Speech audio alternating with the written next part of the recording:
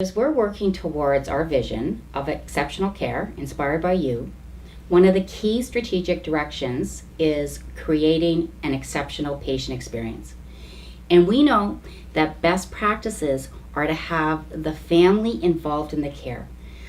Well, I think it's all about the patient and their needs. And patients do better and heal better when they have their loved ones with them in almost all circumstances. So the patient has to tell us what works for them, having their family with them, what time of day, what they need from them, so they're part of the care process. Because when the patient goes home, they're going to go home to their family who are going to participate in the care, we hope. So I think having the patient tell us what works for them and centering our decisions around their needs is probably the most important part of all of this. I actually hope by having the family or the next door neighbor, whoever the patient chooses, I hope that by having them there in the room, that's actually going to help the nurses and our caregivers' jobs. But I believe having somebody there, someone you really trust to hear that information and be able to feed it back to you, to be there supporting you as maybe a dressing is being changed or blood being drawn. Some people just like to have someone in the room who they know and who they can feel comfortable with. It's to take the anxiety out of the experience for the patient. If the family actually sees how we do it as the experienced caregivers, they will learn from that.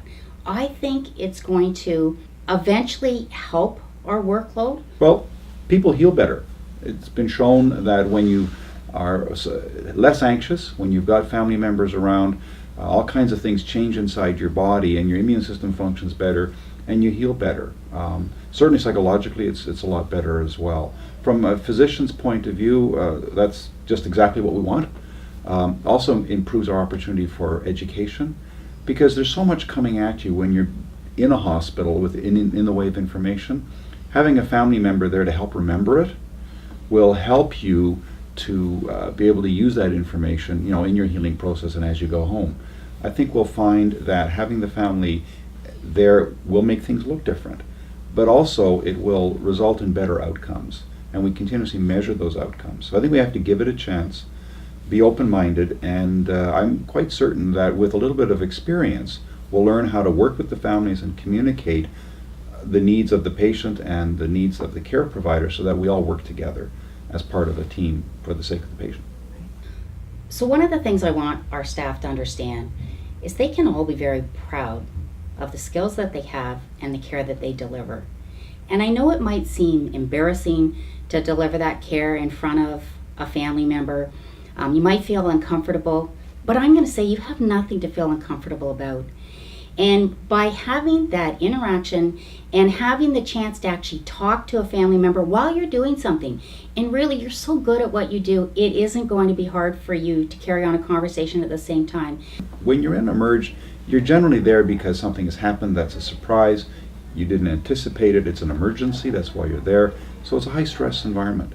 So having family members there is entirely reasonable and appropriate. Also, again, to keep you company, but also to help you communicate, help you to understand what's going on. If you've got communication difficulties or you're in a situation where you're not able to communicate for yourself, having your loved ones there to express your wishes is really very important.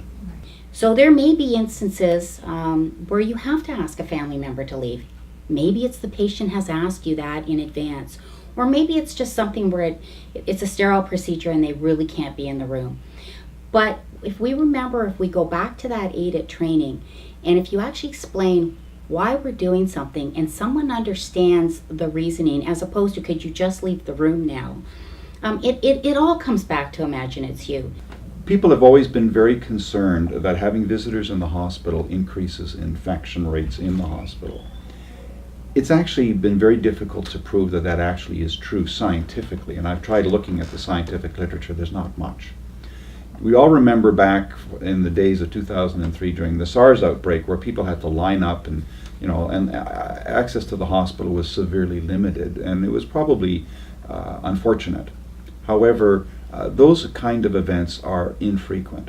The patients are going to help us to manage this. I can assure you, a patient may not feel comfortable asking you as a nurse why you didn't wash your hands. They will feel comfortable asking their friends and their family. You have to clean your hands and follow the infection control practices whenever you visit. And it applies to all of us all of the time. There are no exceptions. We have to always remember the patient's there with us, and it's the patient's determination of who they want to share information with.